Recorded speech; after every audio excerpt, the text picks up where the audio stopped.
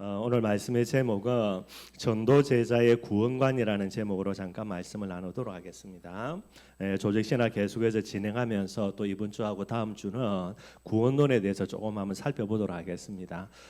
많이 딱딱한 시간 되겠지만 여러분들 그냥 저런 단어가 있구나라고 편안하게 보시면 되는 거고요. 제일 마지막에 오늘 본문 가지고 또 조금 말씀 나눌 때에 여러분들이 하나님의 음성으로 듣고 또 은혜 받는 그런 시간 되기를 바랍니다. 지난주도 말씀드렸던 대로 여러분도 송충이는 반드시 솔잎 먹어야 되고요. 누에는 뽕잎을 먹어야 된다. 그렇게 우리가 잘 알고 있는 부분이 됩니다. 그렇다면 전도 제자인 저와 여러분들은 무엇을 먹어야 할 것인가? 이게 여러분들 지난주 말씀드렸던 대로 느헤미야 8장 10절이 되게 되는 거예요. 전도 제자인 저와 여러분들은 복음이 우리의 기쁨이 되어야 되고요. 기쁨을 넘어서 뭐가 되어야 되냐? 힘이 되어야 된다. 이렇게 이제 이야기하고 있습니다. 저와 여러분들은 전도 제자이기 때문에 그죠? 송충이는 솔잎 먹어야 되는 것처럼요. 복음이 우리에게 기쁨만 되면 어떤 슬픔이 우리에게 닥쳐도 다 이겨내십니다, 여러분들. 우리가 복음을 잘 몰라서 그렇고 우리가 복음을 무시해서 그렇죠. 복음의 기쁨이 있다. 이 기쁨은 하늘의 기쁨이고 영원한 기쁨이고 영적인 기쁨이기 때문에 어떤 부분이라도 다 이겨내낼 수 있는 그 정도의 기쁨이 되고요. 기쁨을 넘어서 뭐가 되면 됩니까? 이 복음이 진짜 힘이 된다. 저와 여러분들에게 모든 것을 가능케 하는 창조의 힘과 능력이 이 복음 속에 담겨 있게 되어지는 거예요. 특별히 여러분들 마가복음 3장 13절에서 15절 우리가 잘 아는 말씀인데 그게 뭐가 되어 있냐면 주께서 자기가 원하는 자들을 부르신 이에 나온지라 그랬어요. 저와 여러분들이 이 자리에 앉아 있는 거 누구 때문입니까? 제일 먼저 예수님이 자기의 원하는 자로 우리를 불렀기 때문에 우리가 나아갈 수 있게 되어지는 겁니다. 그러면은 원하는 자로 불렀는데 우리에게 정말로 예수님이 원하는 게 뭐겠습니까? 물론 나가서 복음 전해야 되겠죠. 열심히 경제 활동해서 복음을 위해서 많은 부분들을 헌신해야 되겠죠. 근데 여러분 그건 그 다음이고요. 제일 먼저 제일 우선적으로 우리가 무엇을 해야 되는가, 무엇을 우리에게 원하는가 다른 거 아닙니다, 여러분들. 예수가 그리스도라는 복음을 뭐하는 거? 기뻐하는 거. 예수가 그리스도라는 복음을 가지고 뭐하는 거? 참된 힘과 능력을 얻는 거. 이게 저와 여러분들이 진짜 해야 될 일들이 되게 되는 거예요. 아무리 돌아봐도요. 모자라고 부족하고 게으른 나를 예수님이 뭐 때문에 목사로 불렀나? 아무리 돌아봐도 아무리 생각해도 할 건 하나밖에 없어요. 여러분들. 뭐만 하면 된다고요? 복음만 말하면 된다요. 여러분들 들지 몰라도요. 내가 할 일 분명히 있습니다. 여러분들. 단순한 게 아니라 주님이 간절히 우리에게 원하는 그 일. 저와 여러분들의 일평생 이 내가 해야 될 일 복음 기뻐하고 복음 가지고 뭐 하면 됩니까? 힘을 얻으면 된다니까요. 여러분들 우리 뜻대로 안 되고요. 참 인생 살면 살수록 한계 같은 거 많이 부딪히죠. 그래서 또 뭐 해야 됩니까? 복음을 내 힘으로 붙들어야 되는 거예요. 이게 우리가 해야 될 일들이죠. 우리가 할 일, 내가 할 일 하면 하나님의 일은 하나님의 때에 정확하게 하십니다, 여러분들. 특별히 마가복음 3장에 보니까 뭐라 그랬습니까? 자기와 함께 있게 하시고요. 우리가 예수님과 함께 있는 것도 맞는데 그 이전에 뭐부터 되어지는 겁니까? 예수님이 우리와 함께 있도록 해주신다라는 거예요. 주체가 누굽니까? 예수님입니다. 그 다음에 뭐라 그랬죠? 또 뭐하고요? 보내사. 그 다음에요? 전도도 하며. 우리가 전도하고 싶어 나가는 겁니까? 아닙니다, 여러분들. 내가 할 일 제때 제대로 하고 있으면 복음을 기뻐하고 복음이 내게 힘이 되어지면요. 우리를 어떻게 하는 겁니까? 보낸다라는 게. 누가 보냅니까? 예수님이 친히. 그래서 전도도 하며 전도하다 보니까 뭐가 필요합니까? 우리 힘으로 안 되죠. 귀신을 넣을 수 없는 권세도 있게 하려 하심이라. 전부 다 여러분도 나라는 존재가 주체가 아닙니다. 누가 주체입니까? 예수님이 주체라. 내가 할 일을 하면 나머지를 누가 하십니까? 하나님이 하신다니까요. 내가 할 일을 안 하니 복음 가지고 여러분들 내 있는 모든 슬픔을 뛰어넘으면 되는데 그거 안 하고요. 맨날 내 앞에 있는 문제 가지고 짜증내고 슬퍼하고 괴로워하고 거기에다가 인생 살면서 여러분들 내 힘으로 안 되는 여러 가지 부분들을 가지고요. 낙심하고 투덜대고 포기하고 앉아있고 그러니 내가 할 일을 안 하는데 하나님이 어떻게 일합니까, 여러분들? 하나님 자기 마음대로 하시려면은 로봇으로 우리를 부르지 자유의지가 필요 없이 항상 여러분들 이 비밀 꼭 기억하고요. 우리 춘천인 만들교회 모든 주의 백성들은 진짜 내가 할 일 복음만 기뻐하면 됩니다, 여러분들. 더 크게 내가 할 일 복음 가지고 힘을 얻으면 된다니까요. 나머지는 하나님 다 하십니다, 여러분들. 이 모든 부분들을 생각하고요, 참된 전도자의 본분 앞에 설 수 있는 저와 여러분들이 되기를 바라겠습니다. 오늘 구원관입니다. 뭐 간단하게 여러분들 좀 양이 많은데 여러분 저런 게 있구나라고 한 번만 여러분들이 눈으로 체크하고 넘어가면 됩니다. 뭐 외울 필요도 없고요. 제일 먼저는 여러분들 구원의 의미가 됩니다. 구원의 의미는 세 가지를 이야기하지요. 성취된 구원이라 그래요. 과거입니다. 이게 무슨 말이냐? 여러분들 이제 쭉 구원의 서정 속에서 이야기하겠지만은요, 영적인 사망에서 뭐 하는 겁니까? 이미 구원받았다라는 게. 저와 여러분들은 영적인 사망입니다. 하나님을 떠나서 죽었던 존재인데 저와 여러분들이 이미 구원을 받았지요. 생명을 얻었다라는 게, 요걸 가리켜서 중생이라 그렇게 이야기합니다. 정죄에서 여러분들 죄라는 문제에서 완전히 구원을 받아 완전한 해방을 누렸죠. 요것도 거듭남 중생을 이야기하고요. 그리고 이미 하나님의 자녀가 된 겁니다. 요걸 가리켜서 양자됨이라 이야기해요. 그 정도가 아닙니다. 계속되는 구원입니다. 현재라는 부분이죠. 요걸 가리켜서 이제 구원의 서정이라는 순서 속에서는 성화라 이야기합니다. 그래서 친재 성량으로부터, 친재 성량이라는 말은 창세기 3장 속에 있는 저와 여러분들이 갖고 있는 본능입니다. 죄를 가까이 할 수밖에 없는 성량이죠. 그래서 친재 성량으로부터 구원을 받아야 되는 게 오늘 저와 여러분들이 구원받아야 되는 내용이고요. 죄의 지배로부터, 다르게 이야기하면 사단이 저와 여러분들을 계속 장악하려고 합니다. 그래서 이게 영적인 싸움이 되겠죠. 그래서 이 영적인 싸움에서 승리하는 거, 죄의 지배로부터 구원받아야 되는 거, 지금 계속해서 구원받아야 되는 게, 요걸 성경에서 여러분들 구원을 이루라 그랬습니다. 구원 다 받았는데 뭔 구원을 이루냐? 구원 다 받은 거는 과거의 구원, 그리고 지금 우리가 구원을 이루어야 된다라는 거, 우리 자신들이 계속해서 거룩해 되어져 가는 과정들을 이야기하고요. 앞으로 이루어질 구원이 있습니다. 이게 미래의 구원이라는 거죠. 육체적 사망으로부터의 구원입니다. 앞으로 저와 여러분들 반드시 부활되어지고요. 영원한 사망으로부터 구원된다라는 거예요. 신천신지라 그러죠. 천국에 들어가서 영원한 이제 완전한 영화의 축복을 누리는 부분들, 이렇게 이야기하는 거예요. 그래서 과거, 현재, 미래라는 부분을 두고 구원을 이야기하고요. 이제 우리가 복음이라는 비밀 속에서 구원이라고 설명할 때는 여러분들 과거, 현재, 미래를 어떻게 이야기하냐? 에베소서 2장 1절에서 3절입니다. 1절에는요, 허물과 죄로 죽었던 너희를 살리셨다라는 거예요. 이걸 뭐라고 이야기합니까? 우리의 모든 과거 문제 해결되었다라는 거고요. 2절입니다. 이 세상 풍조를 따르고 지금도요 공중의 권세 잡은 자를 따랐는데 이제는 우리가 구원받았죠. 현재에 있는 모든 문제에서 해결됐다라는 거고요. 6절입니다. 또 함께 일으키사 그리스도 예수 안에서 함께 하늘에 앉히신다라는 게, 미래의 저와 여러분들 어디 간다는 겁니까? 천국 갑니다. 완전한 승리가 되고요. 미래 문제 해결이라는 게. 그래서 복음 안에서 우리가 간단하게 구원을 설명할 때는 구원은 뭐다? 모든 문제 해결이다. 여러분들의 모든 과거 문제, 현재 문제, 앞으로 일어날 모든 문제까지도요 완전히 해결했다. 이렇게 이제 복음 안에서 구원을 간단하게 설명하고 있습니다. 두 번째로 살펴볼 게 구원의 서정이라는 게 순서입니다, 여러분들.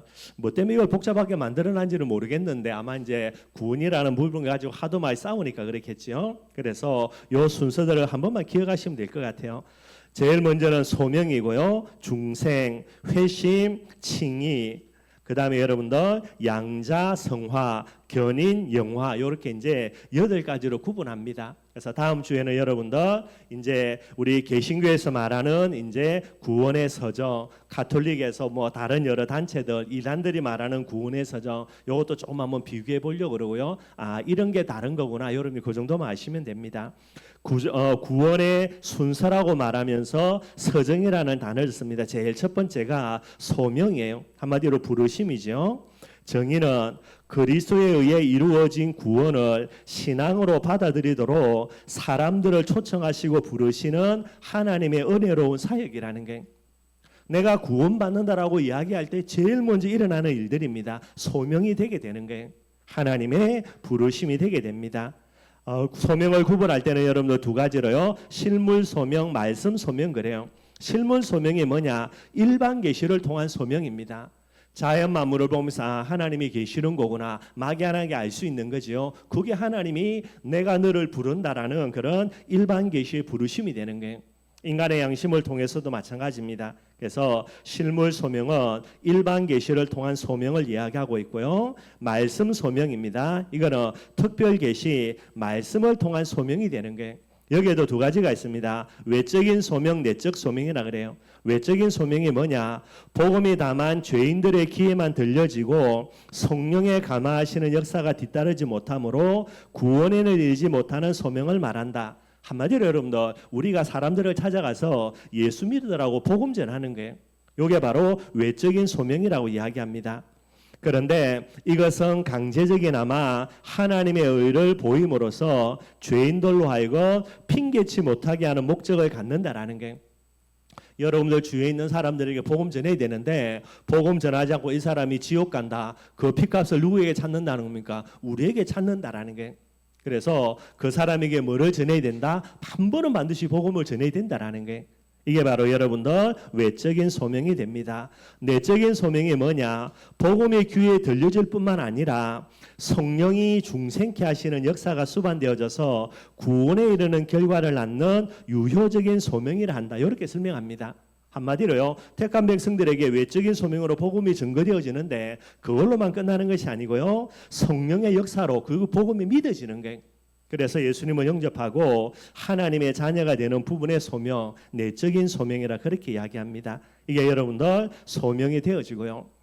저와 여러분들이 구원받았는데 어떻게 하다 보니까 구원받은 게 아닙니다. 우연한 구원이 아니라 창세전 영세전에 우리를 하나님이 구원하시기로 딱 작정해 놓고요. 그 다음에 어떻게 되는 겁니까? 시간표 되어져서 하나님이 우리를 불렀기 때문에 저와 여러분들이 이 자리에 있는 거예요. 우리가 아무리 머리 좋아도 우리 머리 가지고 하나님을 알고 하나님을 만난다, 그럴 수가 없습니다. 아무리 머리 좋아도요, IQ가 여러분들 그죠, 뭐 4자리 5가지가 돼도 하나님의 부르심이 없다면 절대로 하나님을 만날 수가 없게 되는 거예요. 그래서 소명 속에서 이 부분들을 꼭 기억하셔야 되고요. 두 번째, 여러분들 중생입니다. 중생이라는 말은 거듭난다는 그런 단어를 이야기하죠. 중생의 정의입니다. 사람 안에 새 생명의 원소를 심고요, 영혼의 주관적인 성향을 변화시키는 하나님의 행위로서 다시 태어난다는 것을 의미한다. 그렇게 이야기하고 있어요. 그래서 새 생명의 원소를 심어서요, 영혼의 주관적인 성향, 죄를 향해 달려가는 상황을 완전히 바꾸어서 그렇게 이제 새로운 생명으로 다시 태어난다는 그런 부분을 의미한다. 뭐 이렇게 이야기를 합니다.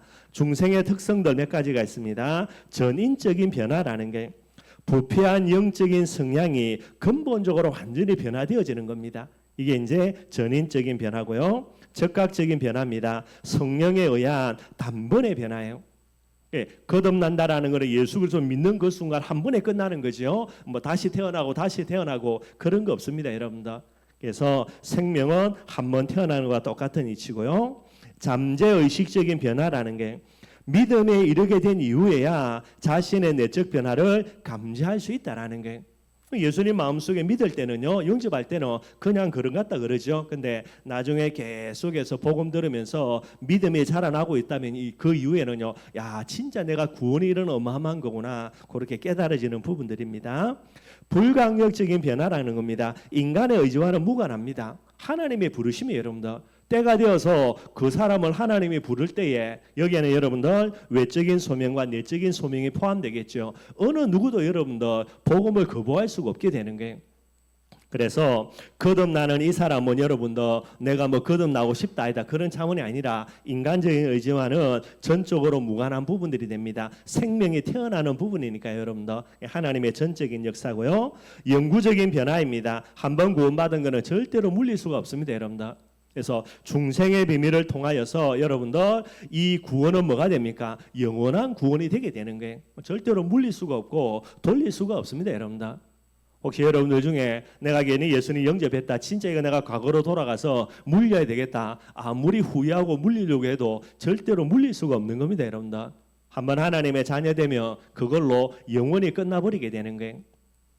그 다음에 여러분들 세 번째 단계가 회심이라 그럽니다. 회심에는요, 회개와 신앙이라는 두 가지 부분이 있고요. 정의입니다. 회심은 중생의 필연적인 결과로서 예수 그리스도를 구주로 영접하여서 새 생명에 잉태되면요, 거기에서 따라오는 결과라는 게 옛 생활을 떠나서 하나님의 말씀을 따라 살려는 영적인 방향 전환이다라는 겁니다. 이 방향 전환이 없으면은요, 이 사람은 구원받았는지 거듭났는지 우리가 이제 물음표를 달아야 되는 거죠. 회심의 종류입니다. 일시적인 회심이 있다 그래요. 외적인 소명을 받아서 일시적인 변화로 있는데 근본적인 변화가 없다라는 겁니다. 복음을 듣고 내가 예수님 한번 믿어봐야 되겠다 해가지고 교회는 왔다 갔다 할 수 있는데, 그러나 여러분들 근본적으로는요, 영적인 부분에 변화가 없기 때문에 결국은 여러분 안 될 수밖에 없는 부분이고요.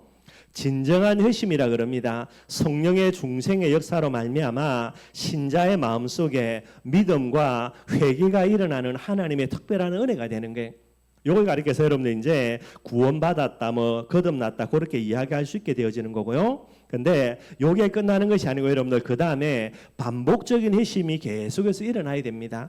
반복적인 회심이라는 거는요, 신자는 이미 목욕하였다라는 거죠. 이게 요한복음 14장 10절이에요. 세족식을 거행하는데 베드로가 뭐라 이야기합니까? 어떻게 예수님이 내 발 씻어주냐? 나는 안 씻겠다라는 거예요. 예수님이 이야기합니다. 여러분들 뭐 이제 이게 아니면은 내가 내 발을 씻어주지 않으면 네하고 나하고 아무 상관이 없다, 그 말을 이야기하거든요. 베드로가 그럼 발뿐만 아니고 온몸 다 씻어달라라는 거예요. 무식한 것도 되고요, 여러분들 또 순수한 것도 되어지고요. 뭐 두 가지 동시에 있는 것 같고요. 예수님이 이야기합니다. 온몸을 목욕한 사람은 뭐만 씻으면 되죠? 발만 씻으면 된다라는 게. 온몸을 목욕했다는 말이 무슨 말입니까? 예수를 그리스도로 구주로 믿어 거듭난 사람이 되는 거예요. 그 사람은 뭐만 하면 됩니까? 발만 씻으면 됩니다. 죄를요, 회개하는 부분들을 이야기하는 거예요. 이게 이제 목욕하였다라는 예수님의 말씀이고요. 그래서 신자는 이미 목욕하여서 중생한 사람이기 때문에, 그렇지만은 매일같이 반복하여 자신의 죄를 깨닫고 돌이키는 그런 회개를 이야기하는 겁니다. 이걸 이제 반복적인 회심이라 이야기하는 거예요. 그래서 회심에는 두 가지가 있습니다. 회개가 있고요, 그 다음에 뭐가 있습니까? 신앙이 있다라는 거예요. 회개가 중요한 게 아닙니다, 여러분들. 내 죄를 깨닫고 이걸 회개함으로 인하여서 그 다음 단계로 나아가야 돼요. 그 다음 단계가 뭡니까? 하나님을 향한 올바른 믿음을 회복해야 되는 거예요. 그래서 회심, 회개와 신앙이라 이야기합니다. 회개를 먼저 살펴보면요, 회개의 정의입니다.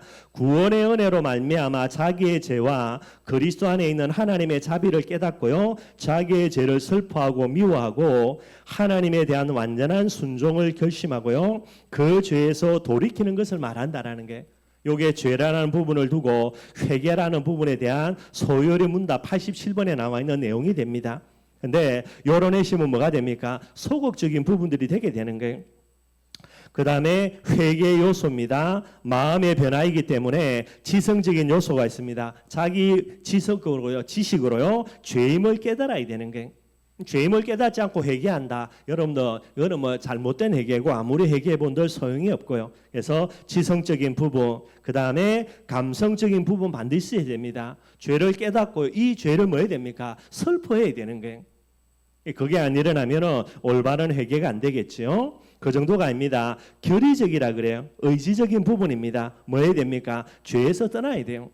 죄임을 깨닫고 그 죄에 빠져있는 내 모습을 슬퍼하고 탄식하고 애통하며 그 다음에 의지적으로 결단해서 죄를 떠나야 되는 부분들이 되는 게, 이게 진정한 회개입니다, 여러분들.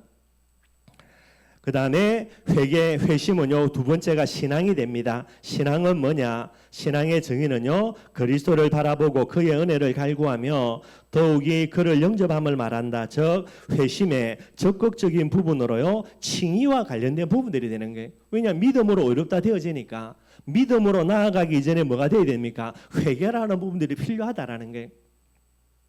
신앙의 요소입니다. 신앙은 죄에서 돌이킨 이후에 인격적으로 그리스도께로 나아가는 것을 이야기하는 거예요. 회개하고 예수님께로 안 나아간다, 여전히 죄 가운데 머물러 있다, 그거는 회개가 아니라는 거죠. 따라서 참된 신앙은 복음에 관한 지식, 기쁨과 감격 등의 감정, 감성, 그리스도만 의지하고 살려는 의지적인 결단 반드시 포함이 되어 있는 거예요. 신앙에는 여러분 반드시 지정의 그럽니다. 지식, 감정, 의지 반드시 포함돼야 전인격적인 신앙으로 나아가는 부분들이 되는 거예요. 신앙의 종류입니다. 역사적인 신앙, 역사적인 사실만을 받아들임으로요. 성경 속에 많은 내용이 있는데 역사적인 사실만을 받아들임으로써 이런 신앙은요 단지 지적인 이해에 불과하게 되는 거예요. 여러분 오늘도 말씀 듣는데 이 말씀을 하나님의 음성으로 안 받아들이고요 내 머리 가지고 이해되면 할렐루야 아멘, 이해 안 되면요 하나님의 말씀 아닌 걸로 치부해 버리고요. 요걸 가리켜서 역사적인 신앙이라 그럽니다. 이건 여러분들 신앙도 아니죠. 그냥 지식적인 부분이 되어지고요. 이적적인 신앙이 있다 그래요. 이적의 체험 혹은 이적의 가능성을 믿음으로 갖는 신앙으로 구원에 이를 수도 있고 그렇지 않을 수도 있다라는 게 하나님의 그런 능력을 이적적인 차원에서 바라보는 부분이 됩니다. 이것도 믿음이라고 말하면 될 수가 있겠지만은요 구원이라는 부분을 이야기할 때는 조금 애매할 수 있게 되어지는 거고요. 일시적인 신앙도 있다 그럽니다. 일시적인 감정 또는 이해 타산에 의해서 신앙생활하는 거예요. 쉽게 이야기하면 죽을 병 걸려 있죠, 그죠? 예수 믿으면 낫는다라는 거예요. 그래서 오는 부분들 그런 부분입니다. 이것도 여러분들 올바른 믿음은 아니고요. 올바른 신앙입니다. 구원적인 신앙이라는 거죠. 성령의 중생으로 말미암는 인격적인 신앙이 되게 되는 거예요. 하나님 말씀 앞에 내 모든 것 내려놓고요. 그 말씀 앞에 무릎 꿇고 지식, 감정, 의지를 가지고 하나님을 향해서 나아가는 그런 부분들이 됩니다. 이게 여러분들 그러니까 구원적인 신앙이라 그렇게 이야기를 하게 되는 거예요. 그 다음에 신앙의 대상입니다. 넓은 의미의 신앙의 대상은요 하나님의 말씀이라 그래요. 신구약 66권 이게 바로 우리가 믿음의 내용이 됩니다. 넓은 의미에서. 그 다음에 좁은 의미에서 신앙의 대상이 누굽니까? 예수 그리스도라 이렇게 이야기를 합니다. 그냥 여러분들 참고상으로 아시면 되고요. 그 다음에 회개와 신앙과의 관계예요. 회심이라 이야기할 때는 회개가 있고 신앙이 있죠. 여러분들이 잘 이해를 하셔야 되겠다 싶어서 조금 넣어놨습니다. 지적인 부분에서의 회심과 신앙과의 관계입니다. 회개는요 타락한 존재임을 본인이 깨닫는 게 지식적으로 그걸로 끝나면 안 됩니다. 그 다음에 신앙으로 나아가야 되죠. 하나님이 죄인을 위해 구원을 준비하셨음을 깨닫게 되게 되는 거예요. 내가 죄인임을 깨닫지 아니하면은 예수님이 제사장으로 이 세상에 오셔야 되는 부분도 전혀 깨달을 수가 없게 되는 거예요. 그래서 늘 이야기하는 게 그겁니다, 여러분들. 그 다음에 감정적인 부분, 정적인 부분입니다. 회개지요. 죄에 대해서 슬퍼하는 마음을 가져야 되는 거예요. 그러면 이 마음이 준비되어 있으면요 신앙으로는 어떻게 나아갑니까? 하나님의 사랑에 감사하는 마음을 가지게 되는 거예요. 창세기 3장 문제가 큰 만큼 복음이 더욱더 풍성하게 다가와요. 그래서 예레미야가 이야기하면서 창세기 3장을 두고 눈물 흘릴 줄 알아야 복음이 나에게 기쁜 소식으로 다가와지게 됩니다. 창세기 3장에 대해서 한이 없는데 복음이 한을 가진다. 그럴 수가 없어요, 여러분들. 창세기 3장에 대해서 울지 않는데 복음이 내게 기쁨으로 다가온다. 그럴 수가 없다니까요. 창세기 3장에 대해서 내 무능으로 알고요 탄식하거나 여러분들 절망하지 않는데 복음이 우리에게 기쁨으로 다가온다. 그 능력으로 다가올 수가 없다라는 거예요. 항상 여러분들이 이 부분 생각해야 됩니다, 여러분들. 그 다음에 의지적인 부분입니다. 회개는 뭐가 돼야 됩니까? 죄에서 돌이켜야 되는 거예요. 그리고 신앙으로는 뭐가 됩니까? 돌이켜서 누구에게로? 그리스도에게로 나아가야 되는 거예요. 나는 죄인이구나 아무리 깨달아도요 그 다음에 복음을 깨달아야 됩니다. 그래서 내게 그리스도가 필요하구나. 요거 안 되어지면요 뭐 하게 됩니까? 결국은 자살할 수밖에 없어요, 여러분들. 내가 죄인임을 깨닫고 회개하지 어디로 나아가야 됩니까? 신앙으로 나아가야 되는 거예요. 그래서 내게 그리스도 필요하구나. 정말로 내가 이렇게 모자라고 부족한 놈이구나. 정말로 탄식하고 절망하고요 해야 됩니다. 그 다음에 어디로 나가야 됩니까? 그래서 하나님의 사랑과 하나님의 풍성한 은혜가 임하는 거구나. 이래 가져야 되지요. 근데 그거 안 가고 요것만 갖고 있으면 결국은 말이 안 되는 거예요. 그러니까 여러분들 반드시 뭐가 일어나야 됩니까? 회개, 그 다음에 신앙으로 나아가는 거예요. 여러분들 양심이 화인 맞아가지고 죄를 범해도 죄인 줄로 몰라요, 여러분들. 그 인간에게 아무리 복음 전해본들 복음은 여러분 기쁜 소식이 안 됩니다. 어리석은 소식이지 무지한 자의 소치지요. 그러니 복음을 안 받게 되는 거예요. 이런 부분도 여러분들이 조금 생각하시면서 우리의 신앙생활도 마찬가지입니다. 항상 회개와 거기에 따라오는 신앙, 회심이라는 부분들 속으로 들어가셔야만 되게 되는 거예요. 네 번째 여러분들 칭의라고 이야기합니다. 칭의의 정의는요, 신앙으로 말미암아 그리스도의 대속 공로가 죄인에게 전가되어져서 이에 따라 죄인에 대한 율법의 요구가 만족되어 그를 의롭다고 선언하시는 하나님의 재판적인 선언. 그래서 이로 인해서 성도는 실제 죄인이나 의인으로 취급을 받는다. 이제 이렇게 이야기를 하게 됩니다.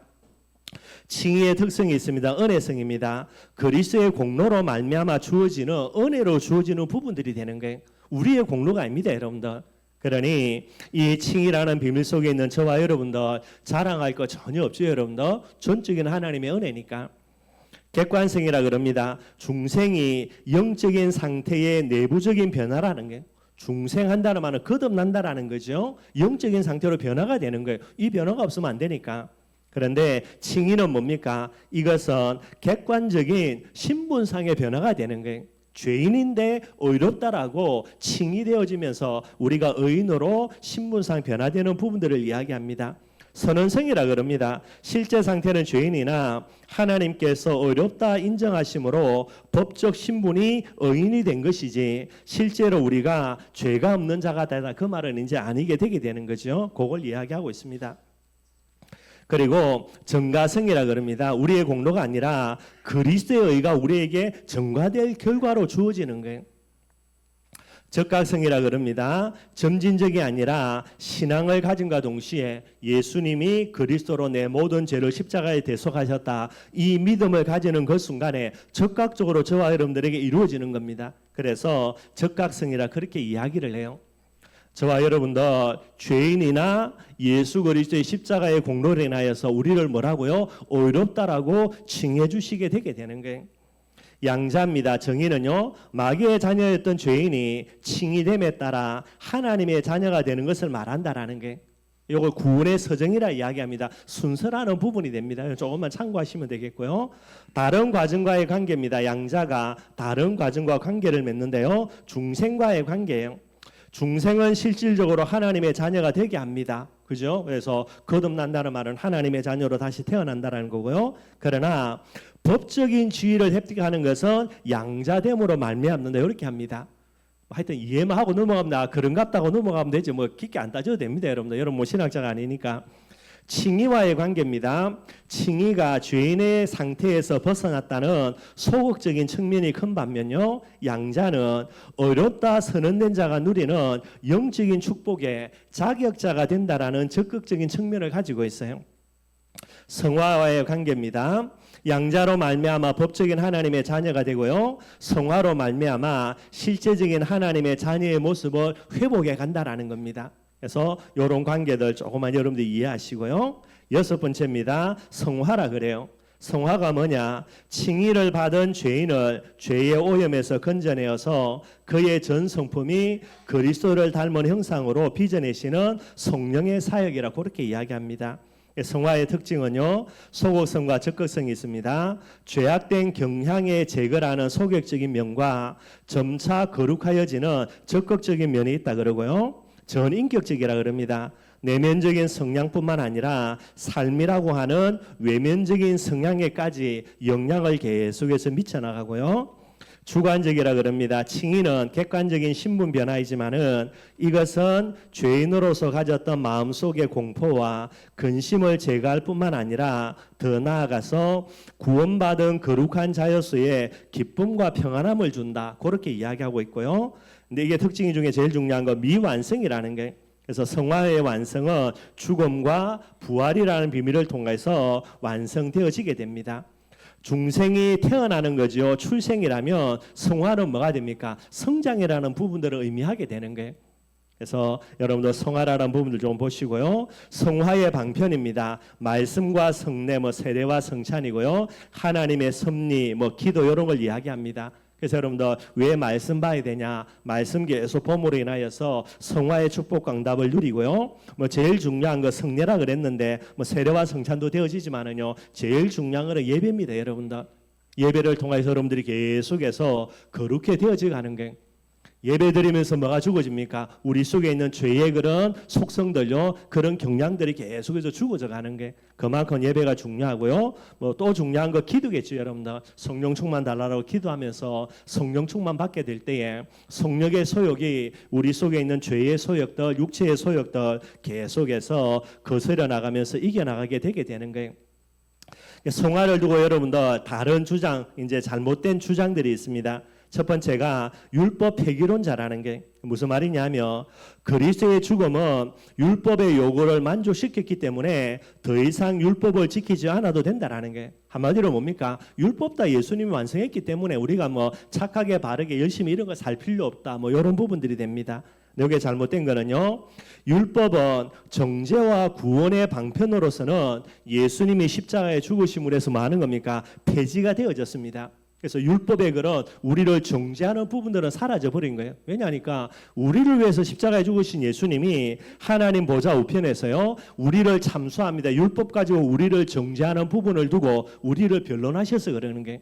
그래서 이 내용은 잘 보셔야 됩니다. 그래서 이제 넣어놓은 겁니다. 율법은 정죄와 구원의 방편으로서는 폐지된 겁니다. 율법을 지켜 구원받는다라는 부분들이 예수님이 십자가에 죽으심으로 폐지된 거고요. 그런데 율법의 도덕적인 기능입니다. 우리의 양심을 따라서 그죠? 우리가 착하게 바르게 이런 부분들을 살아야 되는 부분들은 여전히 우리에게 영향을 입힌다라는 게. 그래서 도덕적인 기능으로서 살아있는 율법이다, 그렇게 보시면 되고요. 그러니 율법은 폐기되었다 이런 부분도 이야기하는 거, 그래서 네 마음대로 살아야 된다라는 것은 잘못된 거고요. 완전주의자들이라고 있습니다. 하나님의 은혜로 현세에서 죄로부터 해방되어 율법의 요구를 완전히 이룰 수 있다라고 주장하는 게. 그래서 금욕주의처럼 그죠? 우리의 육체의 정욕을 내가 성령 충만 받아가지고 계속 제어하다 보면 우리는 완전히 율법의 요구를 이루어질 수 있다, 이렇게 이제 주장하는 겁니다. 말도 안 되는 소리입니다, 여러분들. 우리가 아무리 성령 충만 받아도 여러분들 또 우리의 연약한 부분들이 있고요, 또 사단이 있기 때문에 결국은 또 우리가 넘어질 수 있는 가능성들, 또 실제로 넘어지는 부분들 많이 있게 되어집니다. 그래서 성화를 두고 잘못된 주장들이 있고요. 일곱째입니다. 성도의 견인이라 그래요. 견인이라는 부분들요, 택합하는 자들을 하나님의 나라에 들어갈 때까지 기업고 구원을 이루시는 하나님의 역사를 말한다라는 게, 우리를 계속해서 이끌어갑니다. 어디까지? 천국 가는 그 순간까지. 그 증거입니다. 선택 교리를 보면 증거가 나타납니다. 하나님의 선택은 뭡니까? 불변입니다. 불변. 우리를 하나님이 선택해서 하나님의 자녀로 불러놓고요, 중간에 우리를 버려버린다, 그거는 말이 안 되는 거예요. 하나님의 선택, 신적인 선택은 불변이지요. 하나님의 성품입니다. 하나님은 거짓말하지 아니한다라는 게. 영접하는 자에게는 하나님의 자녀가 되고 새로운 생명을 주신다. 그런데 이 사람을 버려버리고요, 지옥 가게 만든다. 그거는 하나님의 성품상 맞지 않는 부분들이 되게 돼 있고요. 그리스도의 공로와 중보 사역입니다. 예수 그리스도의 십자가의 대소, 그리고 지금도 하나님 보좌 우편에서 그의 택함 받은 자들을 위하여서 중보 기도하는 이 능력은요, 우리를 절대로 지옥으로 갈 수 있는 부분들이 되지를 않게 되어지고요. 그리스도와의 연합입니다. 성령으로 말미암은 그리스도와 영적인 연합은요, 한 번 딱 연합되면 그걸로 끝이에요, 여러분들. 쉽게 이야기하면 우리 마음속에 예수 그리스도를 영접해서 성령 하나님이 우리 속에 들어오신다, 그걸로 끝입니다. 여러분들이 아무리 죄짓는다 하더라도요, 결국 그거는 막을 수가 없는 부분이 되는 게 그 말이 되고요. 성령의 역사입니다. 신자 속에 내주하셔서 그를 구원으로 인도하시는 성령의 역사는 실패가 없다는 겁니다. 실패가 있으면 하나님이 아니죠, 여러분들. 그래서 성도의 견인에 대한 증거들 이야기하고 있고요. 이 견인 교리에 대해서 반대하는 그런 여러 가지 이론들이 있습니다. 뭐 대표적으로 로마 가톨릭이고요. 그다음에 알미니안 파라 그래요. 알미니안이라는 것은 감리교에서 주로 이야기하는 겁니다. 장로교에서는 뭐를 주장합니까? 칼빈주의라 그러거든요. 그래서 알미니안주의를 주장하는 쪽에서 이제 여기에 대해서 반대의 이론을 이야기합니다. 그래서 한 4가지 정도 이야기했고요. 첫 번째로 뭐를 반대하냐? 인간의 자유의지와 모순이 된다라는 거예요. 믿고 안 믿고는 인간의 자유의지인데 예수님 한번 믿고 난 다음에 그 다음에 예수님을 버릴 것도 자유의지 속에 있는데 이거는 모순된다, 그렇게 이야기하죠. 그런데 여기에 대한 반론입니다. 그러나 인간의 자유의지는 하나님의 은혜 안에서만 기능을 발휘하게 되게 되는 거예요. 그래서 하나님의 은혜 속에 부름받은 사람은요, 뭐 자기 스스로 하나님을 떠난다 이야기해도 그 부분에 대해서는 하나님이 다른 부분을 허락지 않아서 그건 안 되게 돼 있다, 뭐 그런 뜻으로 보면 되고요. 인간을 방종으로 인도한다라는 겁니다. 그런 이 부분에 대해서 그죠? 그러니까 하나님이 우리를 끝까지 인도하니까 뭐 내 마음대로 살다가 때 되면 언젠가 하나님이 불러주겠죠. 이런 식으로요. 잘못된 방종적인 부분들을 이야기한다라는 거예요. 이것도 잘못된 게 성도의 견인은 성도로 하여금 좌절치 않고 그 은혜를 붙들게 하는 것이죠. 성도들로 하여금 지 마음대로 방종케 하기 위함이 아니라는 거예요. 그래서 택한 백성들 예수님을 마음속에 영접할 때는요, 이 견인이라는 비밀을 가지고 더욱더 하나님 앞으로 나아가지 뭐 엉뚱한 짓거리 하거나 잘못되는 부분들이 아니고요. 그래서 따라서 만일 견인 고유를 의지하여 방종한다면은 그 사람은 선택된 사람이 아니다, 이렇게 이야기합니다. 배교에 관한 성경의 경고와 모순이 된다라는 거예요. 성경에는 분명히 이야기합니다. 배교요, 하나님을 떠나는 부분에 대해서 경고하고 또 이 부분에 대해서 이제 주의를 많이 주고 있죠. 이거와 모순이 된다라는 거예요. 근데 배교는 불택자의 모습이고요, 몫이고요, 선택되지 않은 자의 몫이라는 게, 신자들은 불택자에 대한 배교의 경고를 통하여서 더욱더 성화를 매진하고 하나님 앞으로 나아간다, 이렇게 이야기합니다. 성화에 대한 성경의 권면과 모순이 된다라는 거예요. 구원을 이루어라 뭐 이런 부분들에 대해서 모순된다라는 거죠. 여기에 반론입니다. 성화에 대한 권면은 성도로 하여금 성령의 역사에 협동케 하여서 상급받을 삶을 살게 하려는 의로이지 구원 자체를 무효케 하려는 것이 아니다, 뭐 이렇게 설명을 합니다. 그래서 한 번만 여러분들이 참고하시면 되고요. 마지막 8번째입니다. 영화라는 단계입니다. 정의는요, 신자가 영혼과 몸이 함께 죄와 사망의 속박에서 벗어나서 완전히 자유하는 최종 완성을 말한다라는 게, 소명에서 회심까지는 구원의 과거 상태라면 성화는 현재 상태고요, 영화는 미래 상태가 되게 됩니다. 그래서 영화가 죽음 이후에 완전한 부활의 비밀을 통하여서 완성되기 때문이라는 거고요. 영화의 두 가지 의미, 협의적인 의미, 좁은 의미입니다. 우주적인 대종말 이후에 전 성도가 부활하여서 신천신지에서 행복을 누리는 거, 천국에서 행복을 누리는 거, 그걸 좁은 의미로요. 광의적인 의미로, 넓은 의미로는 개인적인 죽음과 동시에 그 영혼이 죄의 영향에서 완전히 벗어나는 거, 뭐 이런 부분이 있다 그럽니다. 영화의 모습입니다. 그리스도의 부활의 모습을 통해서 우리가 알 수 있고요. 즉 첫째 열매가 되시는 그리스도께 속한 모든 신자들은 그분과 동일한 썩지 아니할 육체를 입어서 부활하며 죄의 세력에서 완전히 해방되어 영광스러운 모습을 지니게 될 것이라는 거예요. 예수님이 재림하실 때 일어나는 그런 일들이 되게 됩니다. 좀 여러분 딱딱한 내용인대로 한 번만 들어보가 이런 게 있구나, 그 정도로 넘어가면 되고요. 그래서 특별히 오늘 본문 가지고요, 전도제자인 저와 여러분들이 가져야 되는 구원관입니다. 그걸 조금 말씀 살펴보고 마무리하도록 하겠습니다. 로마서 여러분들 8장 오늘 31절에서 39절까지 여러분들 내용을 보면 두 가지 딱 이야기합니다. 한 가지는 뭐냐, 구원의 확실성을 이야기해요. 저와 여러분들이 받은 구원이 얼마나 확실하냐, 거기에 대해서 여러분들 오늘 본문이 설명하는 내용은요, 인간 구원의 결정적인 근거이자 원동력이며 확실한 보증이 되시는 하나님의 절대 사랑입니다. 이 하나님의 절대 사랑을 통하여서 저와 여러분들이 구원받은 거예요. 그래서 마지막에 이야기합니다. 이 하나님의 사랑으로 해서 구원을 받은 것이 맞다면 39절 제일 마지막에요, 이 하나님의 사랑에서 끊을 수 있는 게 있습니까, 없습니까? 절대로 없다라는 거예요. 그렇다면 우리의 구원은 어떤 구원이 됩니까? 한 번 구원은 영원한 구원이 되는 거예요. 그걸 이야기하게 되는 겁니다. 그리고요, 두 번째로 이야기하는 게 뭐냐, 성도의 궁극적인 승리에 대한 확신을 가지라는 거예요. 그래서 여기서 이제 견인이라는 부분도 나오고요. 결국은 저와 여러분 어떻게 된답니까? 오늘 우리가 아무리 힘들고 어려운 일이 있어도 내일에는 반드시 승리한다, 그리고 궁극적으로는 반드시 승리한다라는 부분에 대한 확신을 저와 여러분들이 주고 있는 거예요. 구원이라는 비밀 여러분들 반드시 이렇게 뿌리를 내려야만 되게 되는 겁니다. 그래서 31절 보면요, 그런즉 이에 대하여 우리가 무슨 말 하겠냐, 만일 하나님이 우리를 위하시면 누가 우리를 대적하겠냐.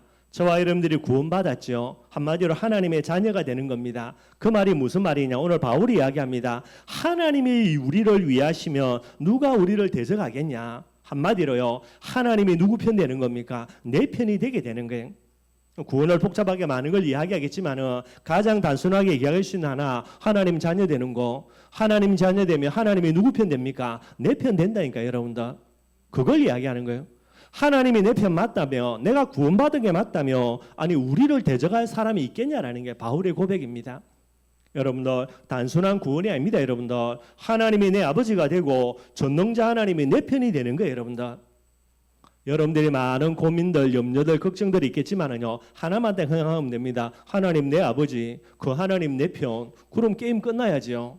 그래도 게임이 안 끝난다. 결국 여러분도 하나님에서 모르고 있는 게 복음이 얼마나 중요하고 구원이 얼마나 어마어마한 건지 그것 자체를 몰라서 그러는 게 저와 여러분들은 제정신만 차리면 됩니다. 여러분들 그죠? 아, 하나님 내 아버지, 나는 하나님 자녀, 하나님이 내 편, 그죠? 게임 끝나는 거예요.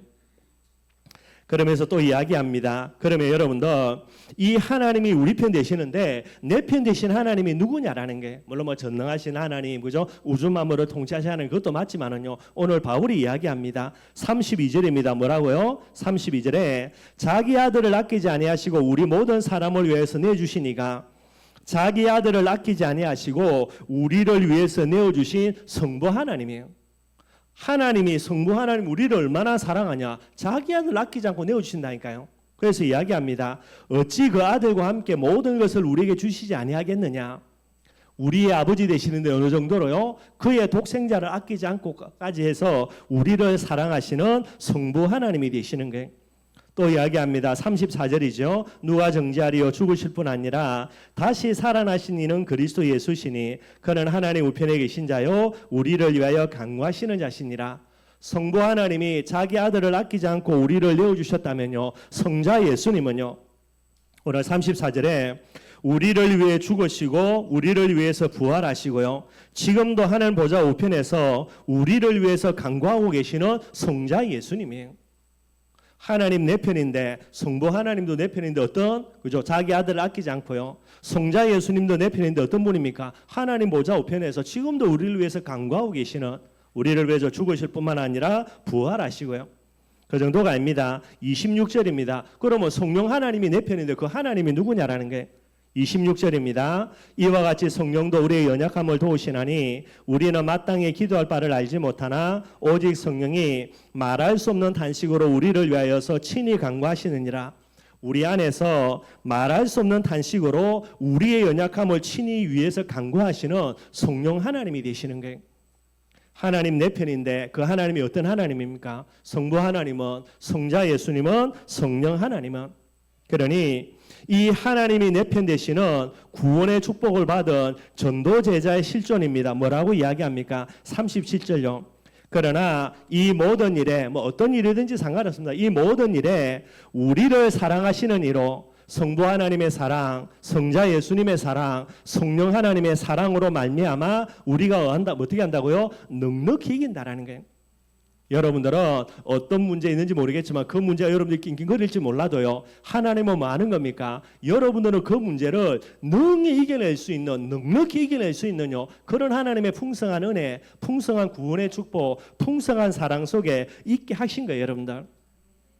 끙끙대지 말고 여러분들 그죠? 하나님은 뭐라 말합니까? 넉넉히 이기도록 해놨다니까요. 정신만 차리면 넉넉히 이기십니다. 여러분들. 성경이 분명히 바울이 이야기합니다. 우리가 어떻게 이긴다고요? 넉넉히 이긴다. 이게 저와 여러분들의 실존이에요. 구원받은 자의 실존. 어떤 문제가 오든 어떤 어려움이 있든 어떤 환경이 오든 넉넉히 이겨내는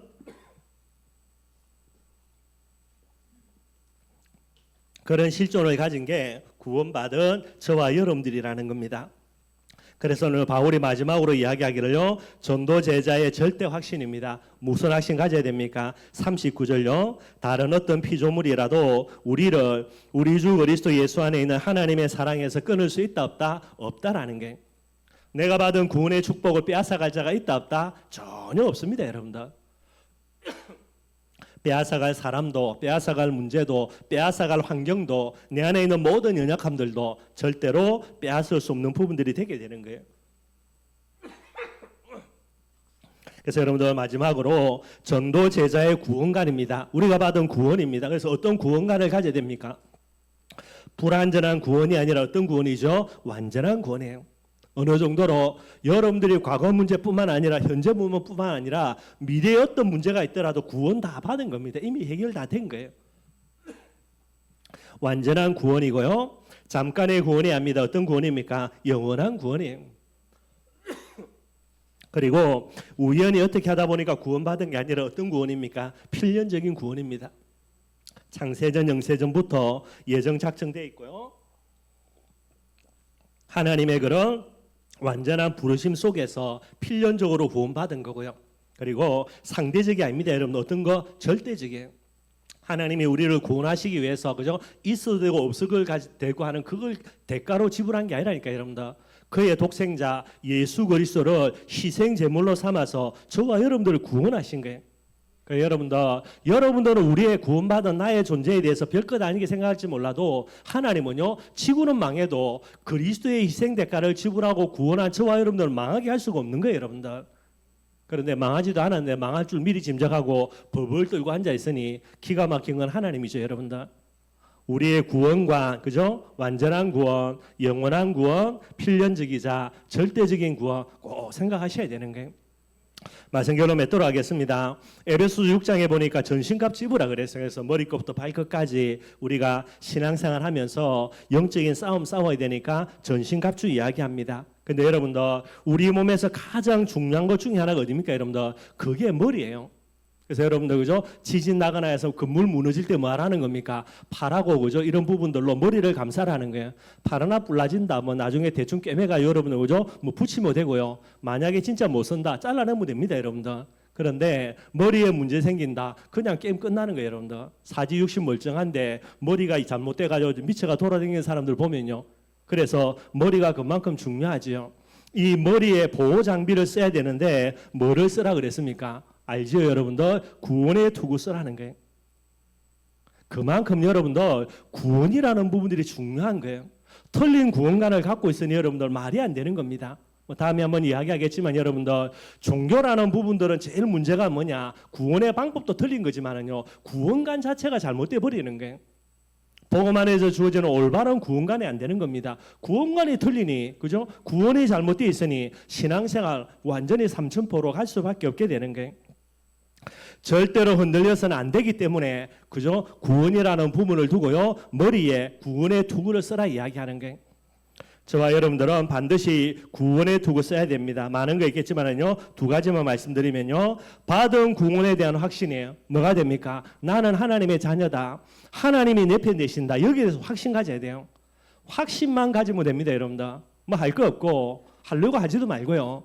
믿음대로 되니까 확신만 딱 가지면 돼요. 어떤 확신? 받은 구원에 대한 확신. 하나님 자녀요. 하나님이 내 편이라는 거. 그리고 두 번째입니다. 앞으로 받을 구원에 대한 확신. 그게 뭡니까? 궁극적인 승리라 그랬죠. 승리의 확신 가져야 되는 거예요. 망한다 안 망한다. 망할 수가 없어요, 여러분들. 내가 망한다. 나를 구원하신 하나님 부끄러운 거. 나를 구원하시기 십자가 지신 예수님은 더 부끄러운 거. 더 말도 안 되는 거. 내 안에 계신 하나님의 성령이 더 부끄러운 거. 말이 안 되는 거예요, 여러분들. 늘 이야기합니다. 망할 것 같으면 여러분들 진짜 망하는 자리에 들어가 버리라니까. 안 망하려고 몸부시지 말고 들어가 버리면 내가 안 망하는 거구나 깨달아진다니까요. 부모부 속에 안 들어가려고 몸부시지 말고 들어가 버리면 된다니까요. 그럼 누가 일어납니까? 하나님이 그리스도 보내가지고 함께 하는 거예요, 여러분들. 사자고래 안 들어가려고 몸부시지 말고 어차피 뭐 한번 죽을 거 깨끗하게 죽어보면 된다니까요. 그러면 어떻게 됩니까? 절대 안 죽어요, 여러분들. 구원은 간단한 게 아니라니까. 여러분들 앞으로 내가 반드시 승리한다는 확신이 없으니까요. 오늘 여러분들 일어날 일을 땡겨와가지고 염려 걱정하면서 벌벌 떨지를 않나, 그죠? 응답으로 주신 겁니다. 사자굴에 들어가면 되는데 안 들어가려고 몸부림치지를 않나. 그래놓고 기도는요. 하나님 나를 사자굴에 안 들어가게 해주세요. 들어가야 된다니까요. 들어가야 응답 온다니까. 그러니 올바른 구원관을 갖고 있어야 올바른 응답 속으로 들어갈 수 있게 되어지는 거예요. 이런 축복과 응답 저와 여러분들 누리기를 주님의 이름으로 축원드리겠습니다.